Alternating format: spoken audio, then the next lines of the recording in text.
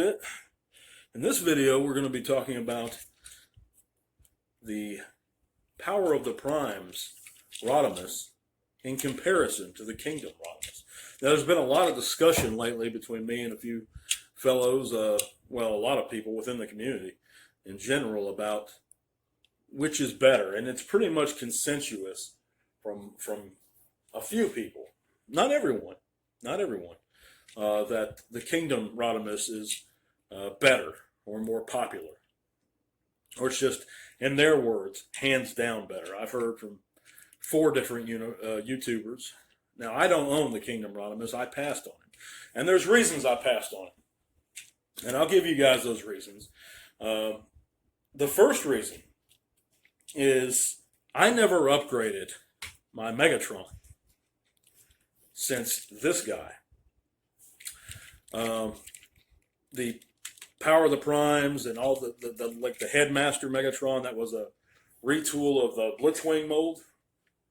Never got him. Didn't think he looked better than him at all. Of course, I have the upgrades, the DX9 upgrades, I think, on him. But this guy just looks fantastic. That's why I've never upgraded. To me, he does. I don't think the Siege looks better. I know he's a larger scale, but that scale fits perfectly with him. You know, they're pretty much the same size, that old leader scale. So he scales well with my Megatron, that's my shelf Megatron. This is my shelf Rodimus. Another thing is the head sculpt. And I'm sending you guys, or I'm going to show you guys a picture up close of each head sculpt right now. And as you can see, the Kingdom Rodimus, while it looks very much older in my opinion, I also don't like the color. It's a deep metallic silver, and I think his face should be a little lighter in color. But those are 2 minor things. The major things, okay, why I prefer this version over the Kingdom version. And I haven't had the Kingdom version in hand. I'll give you that. That's a valid argument. But is the price. Now, the cheapest price online is on Amazon, I believe, and it's $84.99 shipped, which is good. But after tax, you're looking at around a little over $90. So $90, and that's the cheapest. I've seen them go, on average, around $100. But let's say you get him at retail. Okay, so that's $85, $85. He was 40 or 50 at retail, 50 at retail.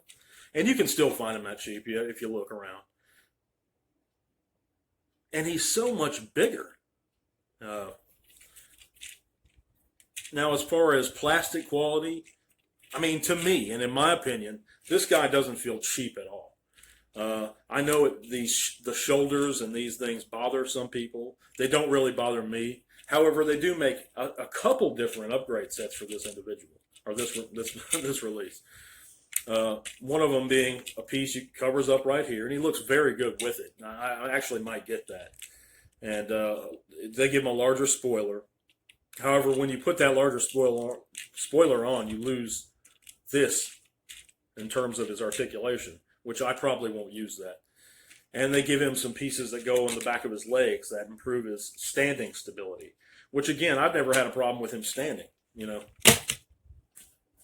See? People bitch about the stickers. I don't have a problem with the stickers. Stickers are fine. But in case you do, they make kits. Toy Hacks makes kits for this Power of the Primes version.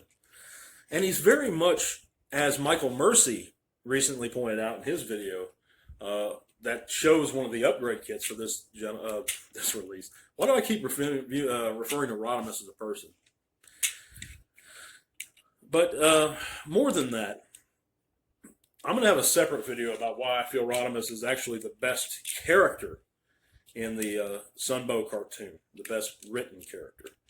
But that's a separate video. But as far as the comparison between the Kingdom and the Power of the Primes releases, visually, and that's all I can go by because there's no rent to try out a Transformer before you buy it program yet. That'd be neat though.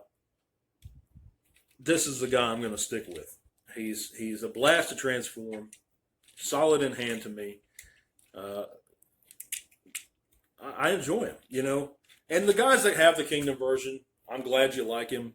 I'm glad you enjoy him, but I don't think he's for me.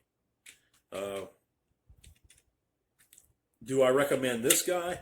Absolutely, I recommend this guy, especially if you're going with that older Chug leader scale, because him and him pair up perfectly, just like the Power of the Prime's Optimus pairs up very well with this Megatron. Now, if you got the Siege or you get the Earthrise Megatron, of course this isn't going to look good with it because it's so much larger. But I'm not undoing years worth of Transformer collecting just because the fans or Hasbro gives us the option to go down a little bit in scale. Doesn't make sense to me.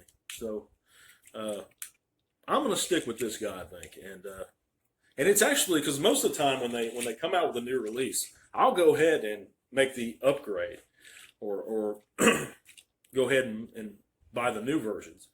But I think with this time, I'm going to make a stand and just pass on that Rodimus. I think it's a smart decision for me and my collection.